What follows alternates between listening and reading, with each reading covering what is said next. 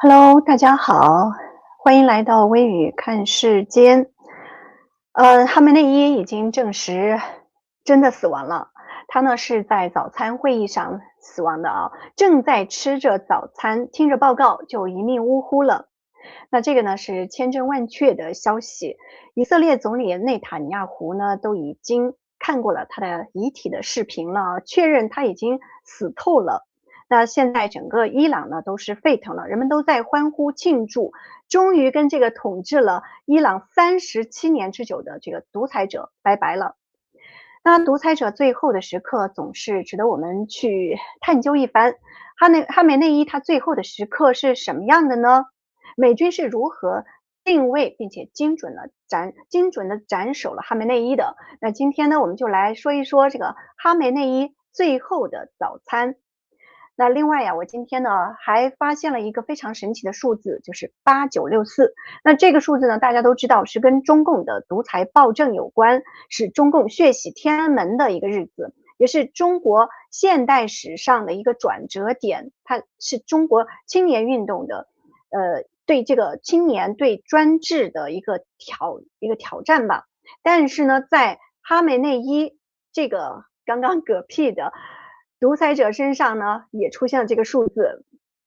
我想这个背后呀，一定是有某种天意的啊。所以我们稍后呢，会就这一点来跟大家说，我们放在最后说。那说实话呢，我今天呢是从早晨一睁开眼睛就在看新闻了，一直看到现在啊，都差不多已经超过12个小时了，一直没有停下来。因为整个这个事件的进展呢，和这个新闻发酵的过程啊，我都在全程的关注。所以呢，今天来跟大家做这个直播，有些地方呢，因为没有办法去做剪辑，做得更精美，所以我现在只能够使用一些我今天在推特上分享出来的一些素材，来跟大家分享我今天一整天关注到的一些消息啊。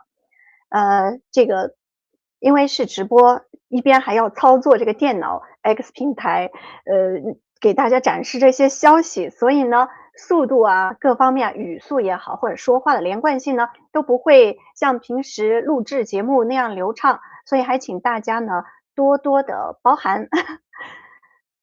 原谅微语口齿不像平时那么伶俐啊。那如果看完我们节目之后啊，就是这个直播之后，如果再来看我们节目的朋友呢，我建议你呢可以把它速度加到1.5倍，这样子的话呢，你就不会觉得微语说话太慢了。好，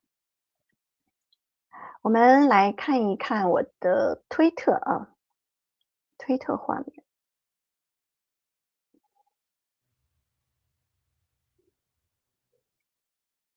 对，大家现在能看到的是我的推特画面。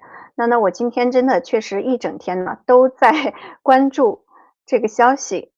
我们先来说一说最重要的啊，我们把这个顺序要打乱一下，不会从这件事情的开始说起。我们先来说一说哈梅内伊的死亡。大家知道呢，这个独裁者呀，他的这个终结总是有一个最后的时刻的。所有的独裁者几乎就是说，在他这一生当中呀，他是不可一世的，有一个独裁的时刻，是吧？但是呢，通常往往伴随的都是一个非常凄惨的结局，最后的时刻。我不知道大家听说过哪些独裁者他的最后时刻啊？比如说大家比较熟悉的有谁呢？他这个墨索里尼是不是？来，我来看看我们这张照片，来看一看啊。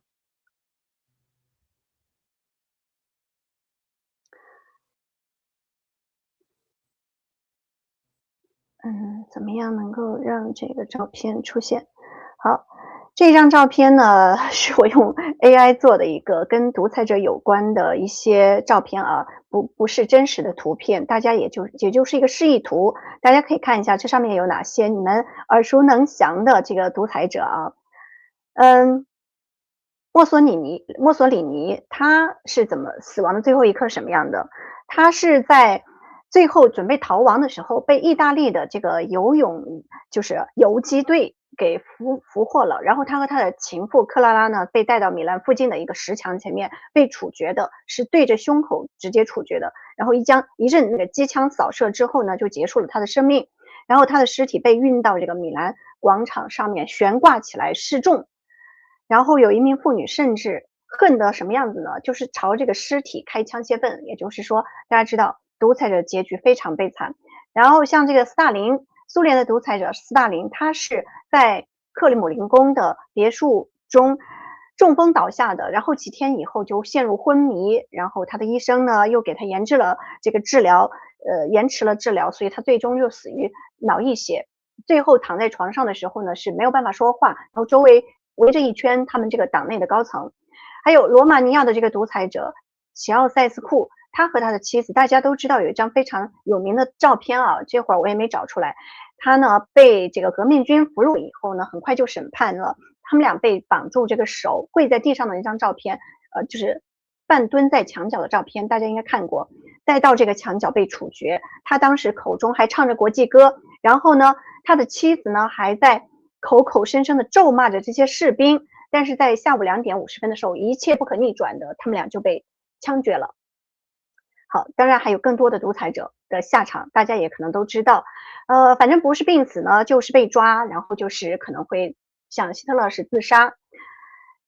像这个委内瑞拉的独裁者马杜罗，大家都知道，今年1月份被美军抓获了，所以很快呢，你看这个2月呀，今天是2月的，在美东是2月的28号，最后一天，2月的最后一天呢，哈梅内伊很快就迎来了他的最后时刻。其实我这一整天呢，我们大家就是网上的所有的人，一整天都在关注哈梅内伊的新闻，都看他到底在干嘛，他躲到哪里了，他的消息。但是一整天，很长时间里都没有看到他的消息。其实我们看到很多呢，其他的消息啊，看到很多其他的消息，比如说这个，哎，我这一边操作一边跟大家来做这个呢，确实是动作有点慢，请大家多多包涵。我们看到另外一个是谁呢？这个人，他是哈梅内伊的一个身边的最被他信任的高级顾问、军事顾问，叫阿里沙姆哈尼，他被斩首的消息。当时第一个看到的是一位国防部长啊，国防部长被斩首了，伊朗的国防部长被斩首了，然后接着呢就出现这位叫阿里沙姆哈尼被斩首了，因为这个人是一个重磅人物，所以当这个消息传来的时候呢，人们都觉得非常的兴奋啊，因为哈梅内伊他是哈梅内伊最亲密的顾问之一，是伊斯兰政权最高级别的人物之一。他的名字叫阿里沙姆哈尼，他是一位资深的军事和政治人物，也是最高级别的安全国防决策的核心人物。是哈梅内伊最信任的人，然后他也具有这个跨军事、外交、政治这些领域方方面面的一个影响力，所以很多决策呀都是他的主意下做出的。很多人都说他也是罪魁祸首之一，所以看到他死了呢，很多人都非常的高兴。当然也多个来源都证实了，包括以色列的媒体啊、伊朗国际台呀、包括半岛电视台啊等等，也都报道了说他已经被击毙了。所以呢，在这个过程中呢，一直都是有好消息不断的传来的。那一直呢，也在有人传出哈梅内伊可能已经死亡的消息啊。比如说像福克斯新闻，福克斯新闻呢就一直在报道说这个哈梅内伊可能已经死了啊。像我们这里搜集到的一些消息啊，你看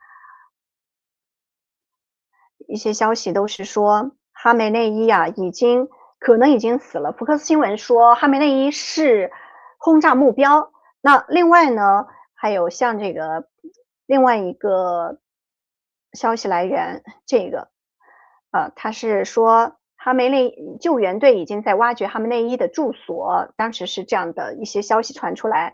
然后也有人还有这个另外一个新闻也都是说呢，他已经可能被斩首，就是说很多的消息当时这已经是看我发已经是9个小时之前了，当时就已经爆出来他可能已经被斩首的消息。直到什么时候呢？直到几个小时之前，我看我发的消息啊， 4个小时之前了3个小时、4个小时之前，然后才传出来这个哈梅内伊说他已经死了，而且消息是确凿的，是以色列的这个国际台啊发表的消息。他说内塔尼亚胡已经看过了这个哈梅内伊的这个尸体的视频，所以确认他已经死了。然后呢，其中还有消息说呀，也是来自伊朗那边的消息啊，就说哈梅内伊呢，他实际上是在什么情况下被杀的呢？他是大白天一大早就是在他的早餐会上，知道吗？就是在他的早餐会议的时候，就是在他的住宅里，他当天正在自己的住宅里面举行早餐会，一边吃着早餐，一边听着报告。但是没有想到呢，以色列的情报人员呢，就得到情报确认了，他正在住宅中，就马上扔下了30枚掩体炸弹，知道吗？当时就把他的住宅给夷为平地了。于是接下来的呢，就是挖掘工作。哦，我看到那张图了，但是我今天没有存下来啊。就是整个他的住宅那片已经夷为平地，大家想想30枚掩体炸弹会把它轰炸成什么样？整个一片平地废墟啊，一点房子建筑的形态都看不到了，整个是平地。然后就在这样的一片废墟里面做挖掘，最后经过了几个小时啊，这个已经是早晨的事情了，然后挖到下午才完成了，最终在这个沙砾堆中呀，找到了他的遗体。所以咱们说个笑话，最后的时刻，独裁者最后的时刻，哈梅内伊算是过得非常美好的，大家说是不是？这可是一个非常美好的早餐呢，他正享用着美味的早餐，至少不是饿死鬼。所以我们应该感谢川普总统送这个独裁者去见他的真主了。非常有意思的一个细节啊，当然之后我相信还会流出更多的细节来，我相信还会有更多的消息流传出来，只是我们现在呢，仅有的消息是这些。那大家可以想象一下，哈梅内伊他的终结时刻是在一个多么美好的早餐的情况下结束了自己的生命。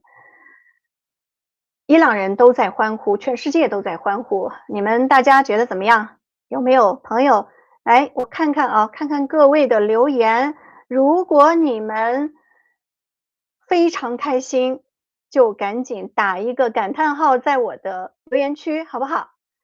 简单一点，打一个感叹号，大大的感叹号，表示你们很开心，很开心，或者是发个笑脸也可以。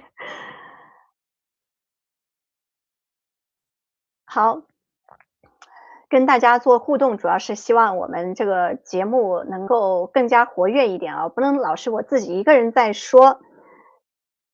也谢谢大家陆续过来了。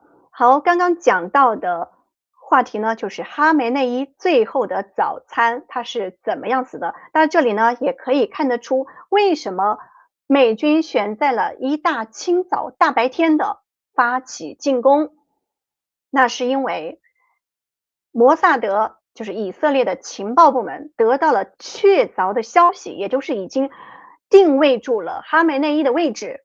大家知道，川普总统打仗他是最喜欢什么呢？速战速决，精准打击，不要伤及无辜。所以呢，这里面大家就可以看到，为什么不是晚上半夜趁人熟睡的时候发动进攻呢？而是选在大白天呢？那就是因为有一个重要的情报出现了，也就是说，摩萨德非常的厉害啊，这个情报部门已经走进了，已经渗透到了，我们用渗透这个词，已经渗透到了哈梅内伊身边最亲密的圈子。也就是说，独裁者身边呀，通常都不会完完全全的就是滴水不漏。因为独裁者他这个人呢，就是我们说习近平也是一样，习近平为什么对他身边的人一直在做大清洗呢？是因为他没有办法保证他身边每个人都是可信的，因为独裁者就是这样子的，他的暴政他已经是天怒人怨，没有人众叛亲离，没有人会真正的忠实于他。那么哈梅内伊也是同样的情况，也就是说哈梅内伊身边那些高层里面，那些高层们呢，就是伊斯兰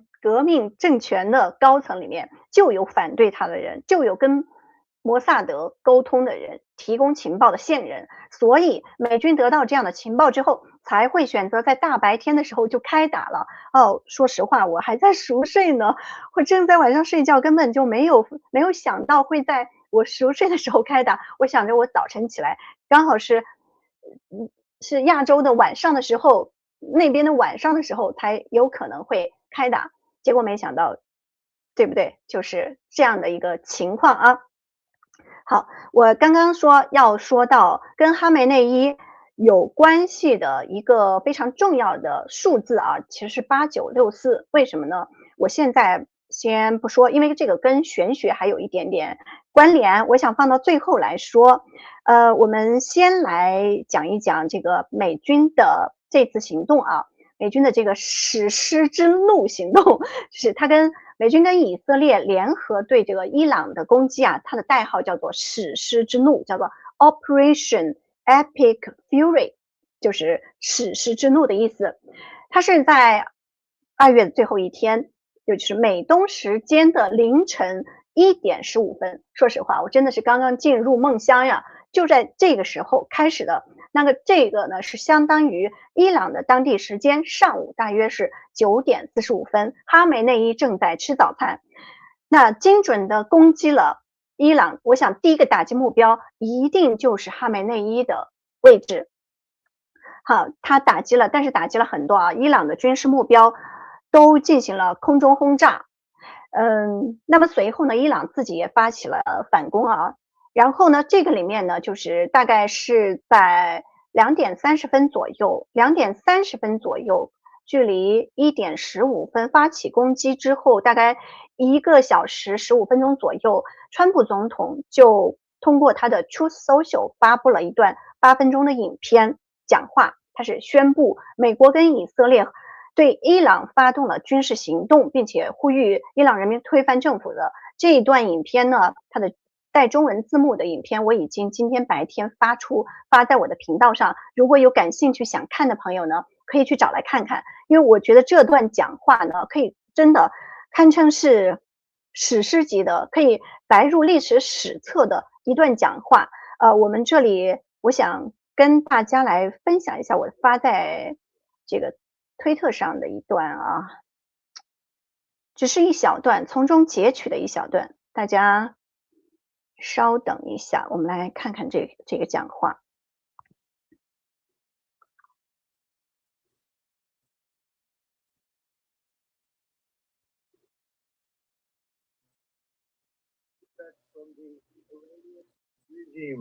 A vicious group of very hard, terrible people.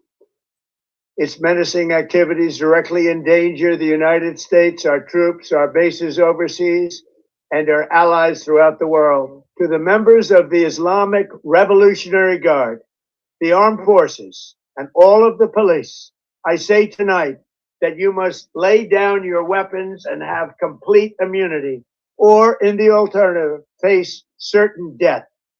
Finally, to the great proud people of Iran, I say tonight that the hour of your freedom is at hand. Stay sheltered. Don't leave your home. It's very dangerous outside. Bombs will be dropping everywhere. When we are finished, take over your government. It will be yours to take. This will be probably your only chance for generations. 好，怎么样？大家看了这段川普总统的讲话，是不是觉得这真的是一段可以载入史册的讲话啊？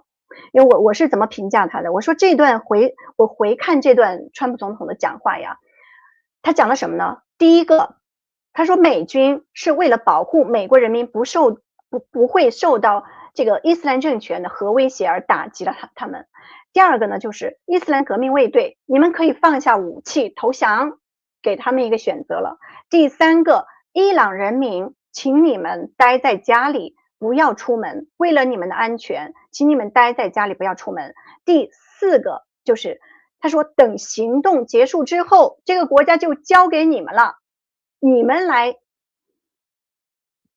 拿走这个国家的政权，来获得你们真正的想要的自由。大家觉得，想一想，这可是伊朗人民等待了多少年的时刻呀！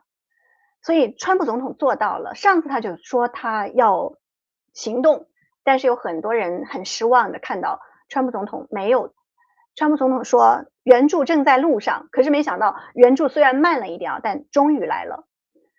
确确实实，任何一个打击，做任何一件事情，我们要理解，不是说你说打就能打的，即便是美军那么强大，它也是要做部署的，对不对？它要确保万无一失，它需要情报到位，所以很多外在的因素，不是说美军一句话啊，我今天打，我今天就打，对吧？我觉得很多人就是说在这一点上面，对川普总统是有一个误解的，所以我觉得这里我真的我自己都发自内心的想要对川普总统说一声，为伊朗人民帮伊朗人民说一声，真是感谢您，川普总统。我不知道有多少人会有我这样共同的这种感受。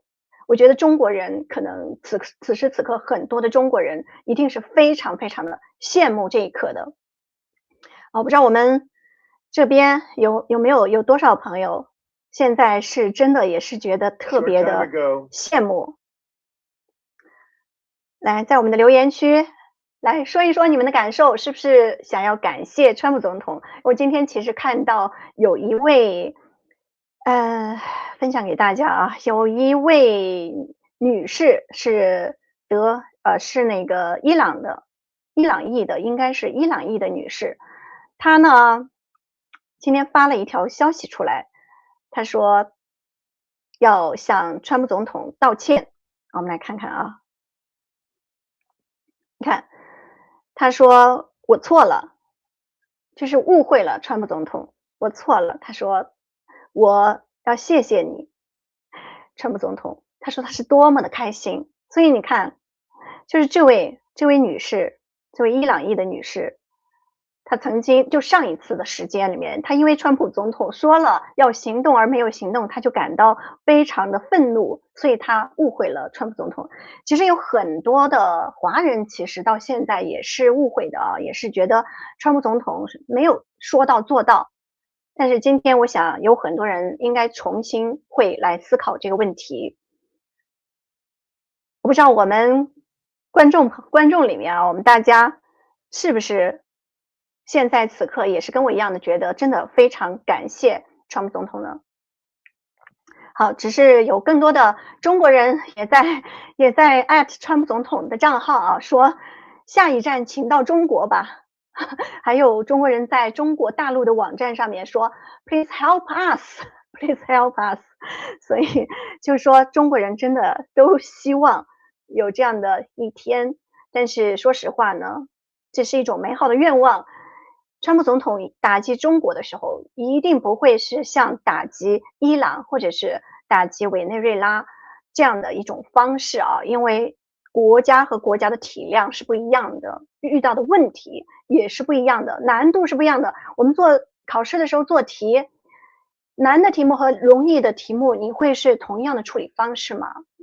所以完全是不一样的。遇到难题的时候，必须要有不一样的解法、方法。好，这个呢，就是讲到了川普总统的这个讲话啊。另外呢，伊朗其实是马上就有反击的啊。所以我评价他们呢是什么呢？群寇无首，就是炸弹乱飞，群寇无首，炸弹乱飞是什么呢？因为伊朗这个时候，我想哈梅内伊其实已经被炸没了，那么伊朗这时候可能是其实是不知道，是没有方向的，无头苍蝇的。所以呢，他们做了什么呢？他们立马去袭击了美军的7个基地啊。我们看一下，我们来看一下美军的，看他袭击了美军的哪几个基地。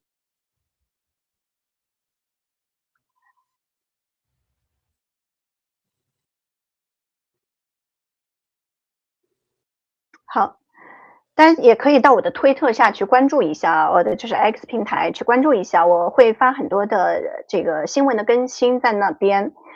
这里呢，这个伊朗马上袭击了这个巴林朱法尔基地，那是美国第5舰队的指挥中心，然后卡塔尔乌代德空军基地，还有科威特阿里法扬营地，还有贾比尔空军基地，还有穆巴拉克空军基地，还有阿联酋的达夫拉空军基地、贝杰阿里港以及富查伊拉空军基地，还有沙特阿拉伯的利雅得苏尔坦王子空军基地、塔布克基地，以及哈米斯穆沙伊特基地，还有吉达西部的某个基地，以及约旦的穆瓦法克萨尔提空军基地，还有伊拉克的埃尔比勒空军基地。其实有好几个空军基地并没有参与到其中来，根本都跟他们没有关系，但是他们呢却开始轰炸，就是一下子把炸弹丢到了这几个地方。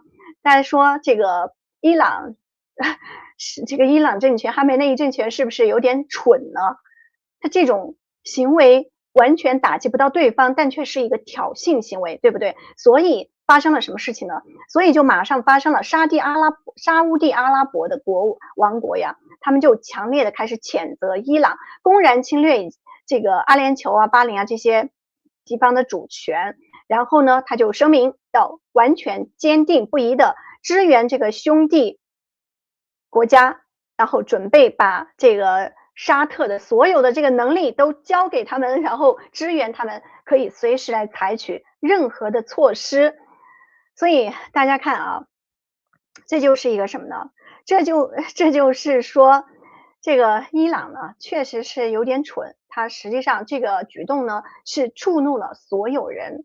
不仅是这些啊，我今天还看到新闻呢，就是英国已经声明要加入这个美军的阵营了，已经在谴责伊朗。然后加拿大总理卡尼也非常意外的发表了这个发布了一篇文章还是一个视频，就是也是支持美军的行动。然后卡尼大家都知道，最近一直都是在抹黑美国，是不是要求大家反美的？没想到现在是支持美军的行动，所以完全是改变了一个态度。大家说一说是为什么？为什么卡尼会改变态度？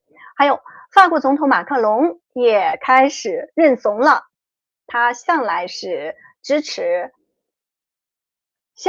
跟川普总统唱反调的，是不是？所以现在呢，他又改变说法了，他要支持打击伊朗政权，批评伊朗伊斯兰政权。所以是不是很奇怪？现在的一个世界的形态就是这样子，就是迅速的这个西方的这个自由社会的阵营啊，好像又迅速的抱团了。然后现在呢，就只有中国和俄罗斯这2个国家提出说要开会，联合国要开会了，你们必须来讨论这个问题。大家可以想想，这就是中共和这个俄罗斯一贯的态度，对不对？遇到这种事情的时候，他就说要开会了。联合国平时什么作用都不起，到这种时候，他就认为，哎，你这个是侵犯人家的主权。有很多人是这样认为，我不知道我们多少观众是认为这是侵犯人家主权的。来，在留言区说一说，你认为美军打击伊朗是侵犯主权的？来给我们留言，说一个是，写一个是啊，或者是打个1，来打个1，打个1。然后你认为这不是侵犯主权的，打个2，好不好？来，我们就来看看有多少朋友认为这个是正义的行为。说实话，有很多三观正的这个中国大陆的人呢，他都认为这是正义的行为。大家知道那个大眼哥李承鹏吧？大眼哥李承鹏发推特，他就说这个就是正义的行为。我看看我是不是给他今天点赞了，所以应该是能找到他的这个推特的说法的啊。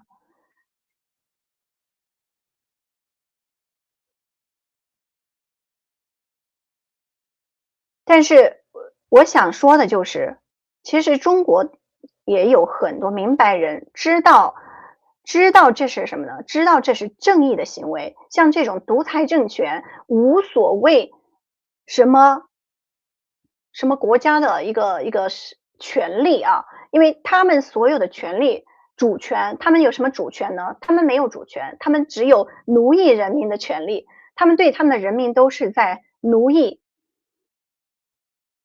在压榨、在压迫。所以在这样的一种情况下啊，我没有找到这个，我没有找到这篇，那没关系。好，我们不找啊，我们不找了，我们就说正义的行为请打一，你们都打二了。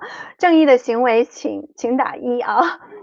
哦，大家混乱了。好，不管怎么样吧，大家如果是认为是正义的，就点个赞，给我的频道点个赞，别忘了，那就说明你认可这是正义的行为。也就是说，我们认为独裁政权是没有什么国家主权的，因为它本身的存在就是不合法、不合理的，就是违背良知的，也违背这个世界的一个真正的一个法则的，违背人性的，他对他的人民只有奴役，是不是？好，所以说到这里呢，就是说这个中共吧，我再说说中共，中共还做了一个什么事情呢？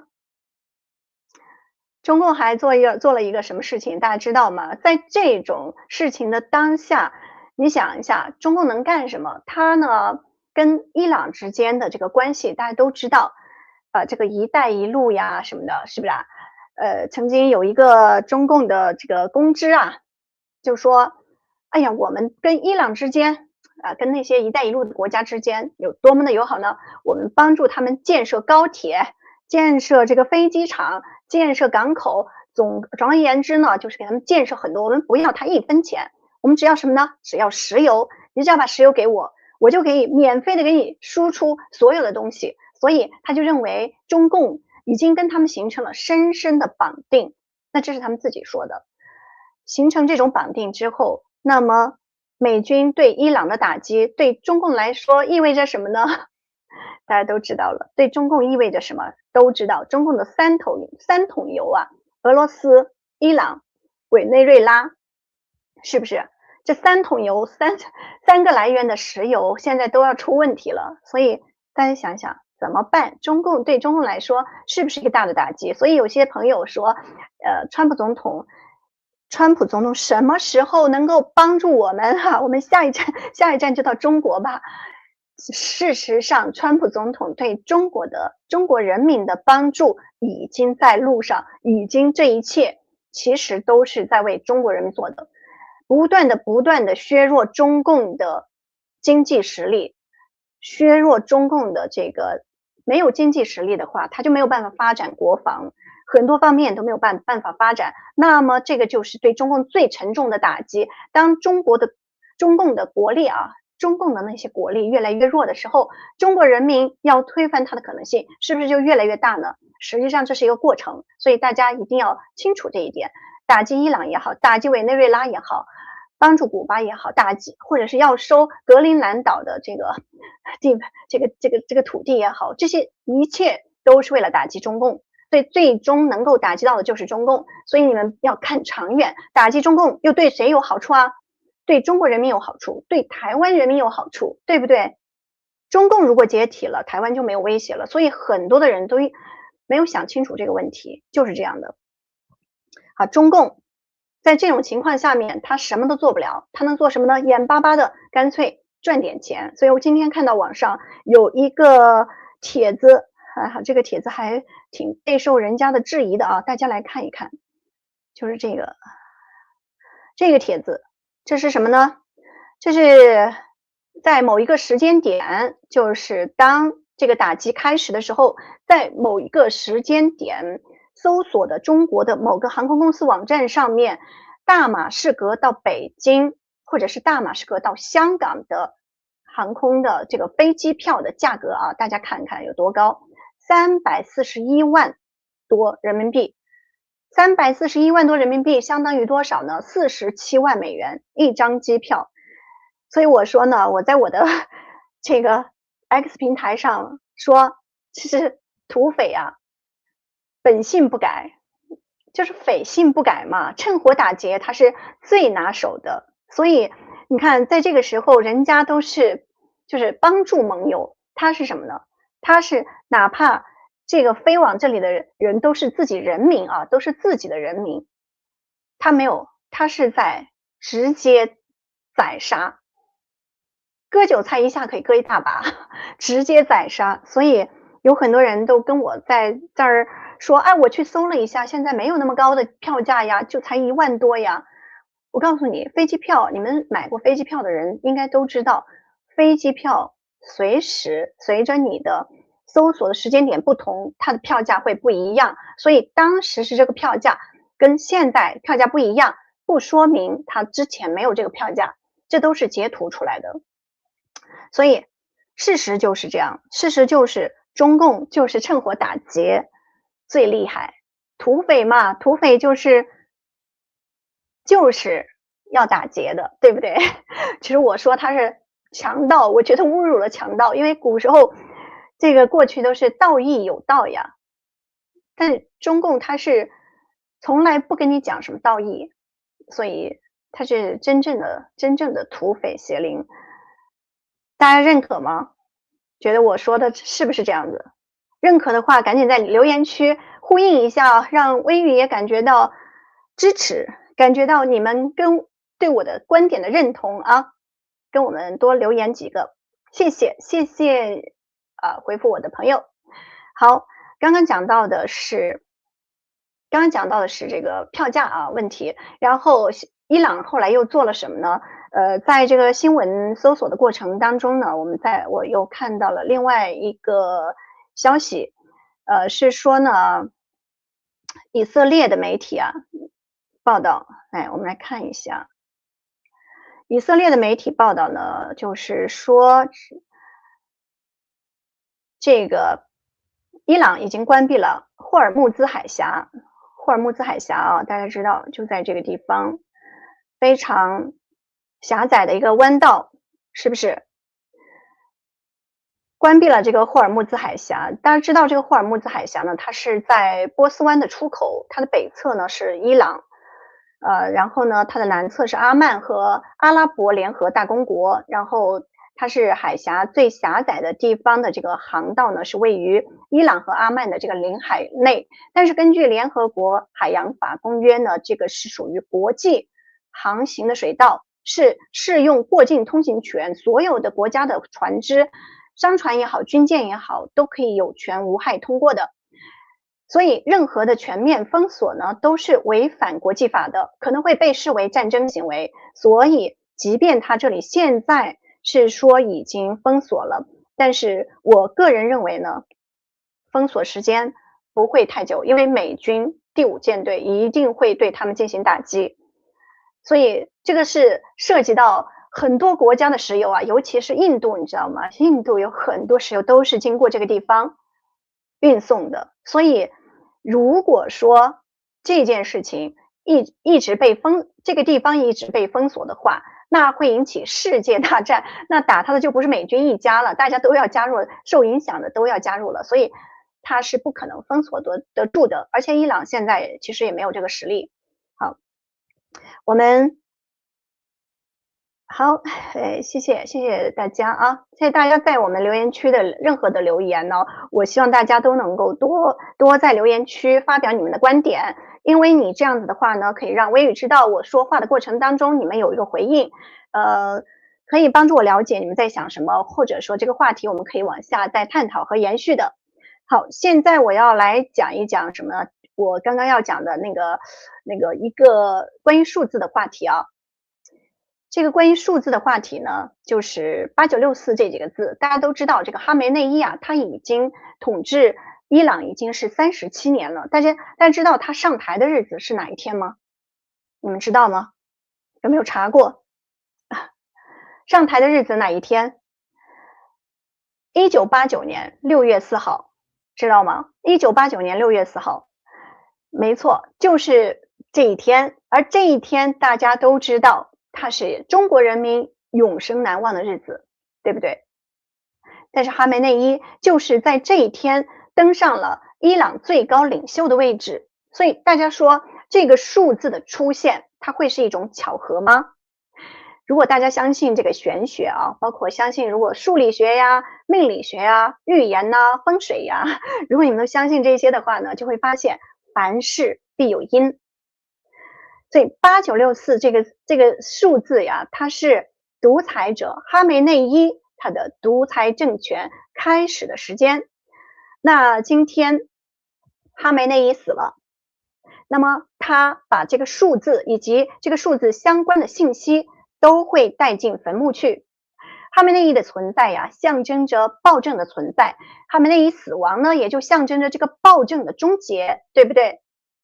所以，那么这么说起来，是不是这个8964和它相关的这些东西的信息，也就是说，8964在中国也是印证，也是一个暴政的象征，对不对？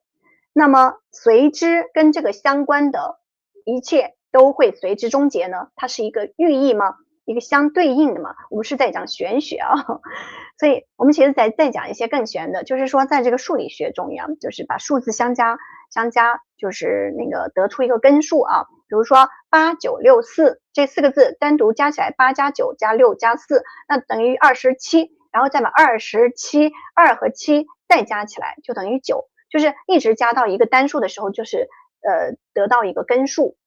那得到这个9就是根数。这个数字9呢，在数理学当中呢，它是一个终结的数字，就是它代表一个循环结束，然后表示业力清算，表示转型和重生。它常常是和死亡、崩溃或者是旧时代的落幕相关的。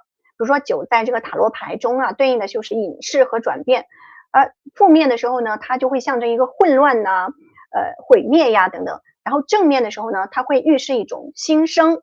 所以玄学呢，经常会说历史轮回或者是数字共振等等这样的一种说法。所以8964它很有可能代表的呢，是一个中共的业力债务。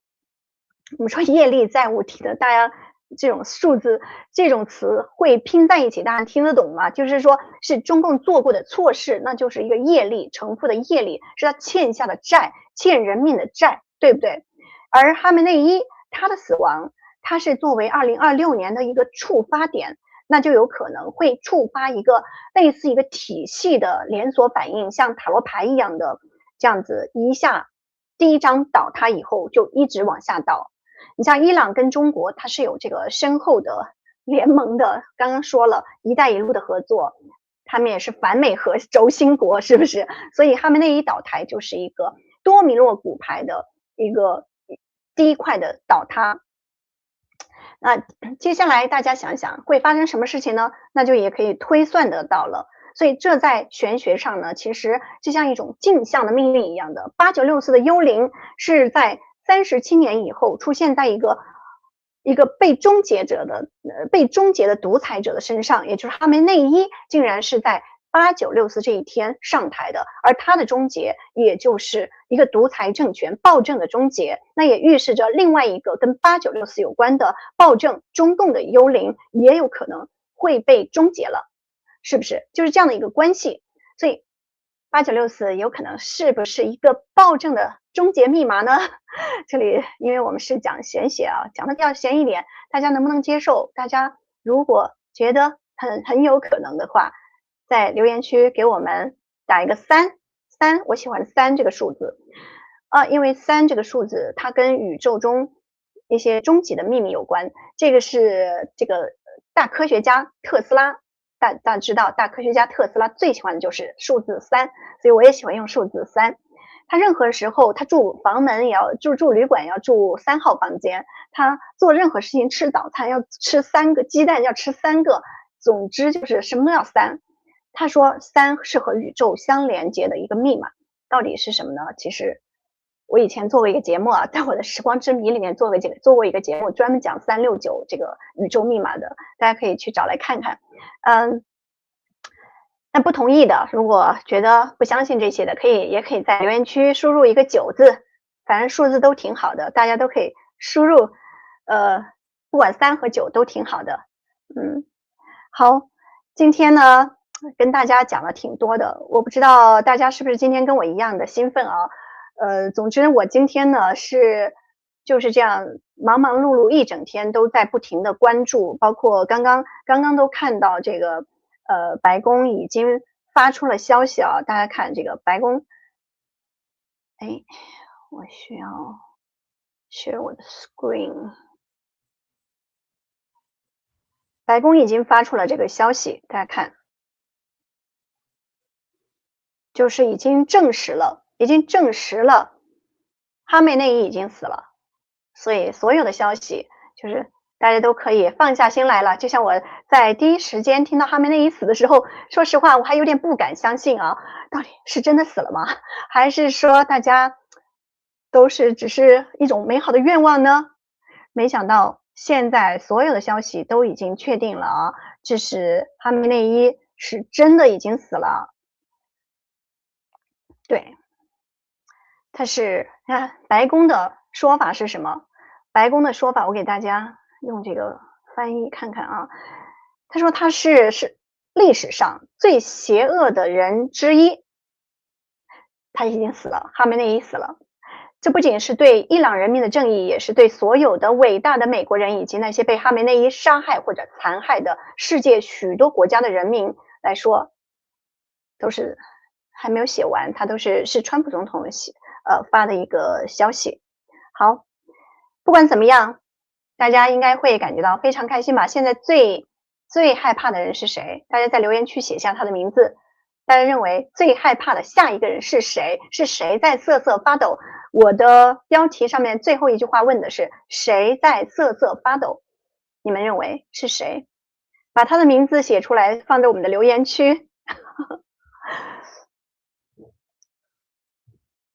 古巴早就已经被搞定了啊！古巴是不需要动武的，古巴只要把他们的这把委内瑞拉的石油给切断，古巴就没有戏唱了。所以，对于古巴来说，川普用的方法是釜底抽薪，只要拿走柴火，没有能源了，他整个国家就瘫痪了。所以古巴不用动武，这直接跟委内瑞拉一起绑定在一起，就会被解体了。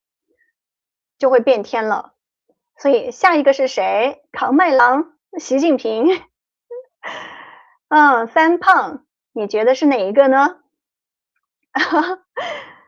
你要下庄了，我告诉大家，今天在哈梅内伊的死亡的消息还没有传出来的时候呀，有很多预测网站上面呀，就是那些指数网站上面，都一直不停的在往上涨啊，都一直在不停的往上涨，人们都在买，就是下注的，就是在买哈梅内伊已经死了，80%的下注量就是都是买他已经死了，所以大家对于这个都是非常自信的啊。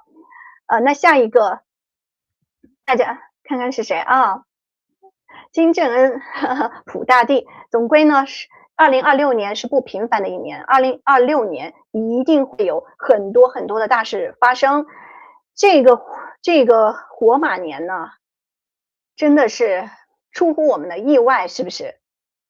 出乎我们的意料，就是我们只想过它可能真的是会不一般，但他没想到会这么不一般，而这只是开头，这只是一年的开头。1月份马杜罗被拿下，2月份结束的时候，又一个独裁者被嗝屁了，所以赤马红羊年，请看我们的表演。对，说的非常好。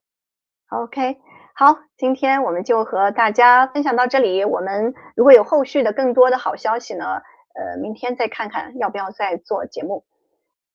对了，拜托大家一件事情啊，因为当你们在这边做直播的时候，看完的时候呢，我的这个节目下面呀，它是没有这个其他的留言的，所以我希望大家能够到我的这个节目重新点开一次，到下面去留一个言，帮我留一个言。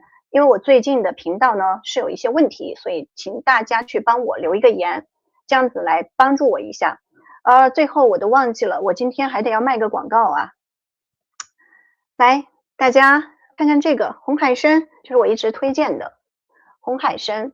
为什么要卖它呢？因为这个红海参它确实目前反馈非常非常的好，我收到很多的反馈都是重复购买我们产品的，他们都说吃了一段时间以后，对他们帮助很大。最主要的帮助呢，就是有些人他是感觉到血压降了，有些人感觉到身体一些地方的痛，没那么痛了，或者是减轻症状了。比如说腿、膝盖痛的，可能是那个半月板被磨损了，然后这个有很强的修复作用，所以他吃了好像2、3个月之后呢，就感觉到他的这个半月板好像被修复了，走路没有就能走了，能上下楼梯了。好多老年人上下楼梯感觉到膝盖疼的，都是可能是这个跟这个原因有关，所以有人他试过是这种效果，但我也不知道是不是对每个人都有效。我是愿意去试试的，我自己试过的就是有一天呢，我是这个口腔里面溃疡，我就想着我要吃一个来试一下啊，没想到果真第2天早上起来以后，这个口腔溃疡就不痛了。它是还有一点没好，但是不痛了。就是口腔溃疡的时候，大家都知道说话，像我要说话，我要做节目，我口腔溃疡的时候真的是觉得很难受，连说个话都好像吐字都吐不清楚，就是痛。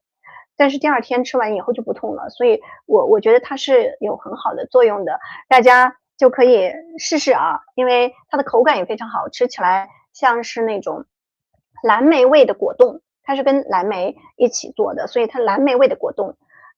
然后它这个海参呢，它真的是天然采集的那种天然的红海参，它不是人工饲养的，没有激素那些东西，所以大家可以放心吃，非常的健康的东西。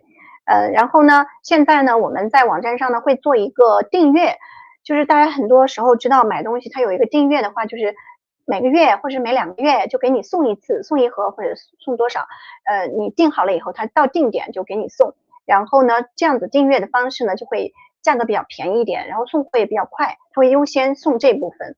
然后价格呢，它会在像我用我的优惠码 WEIYU 微语呢，你单独买是85折，那如果是订阅以后，第2个月开始就是8折，所以好像还是挺划算的。然后同时它也会有送其他的礼品，我觉得是比较划算的。而且它有一个好处，你订了以后，你以后你觉得哪天你觉得哎呀也不想吃了，你随时取消，随时可以取消，所以它没有任何的限制。我觉得还是非常适合我们啊，就是想要做一些保健的朋友，就是提高免疫力呀等等。因为现在这个社会真的好的身体才是最重要的，我这一点我是深有感触，因为我经常也是自己比较喜欢患一些小感冒啊之类的，所以我也是比较喜欢这个。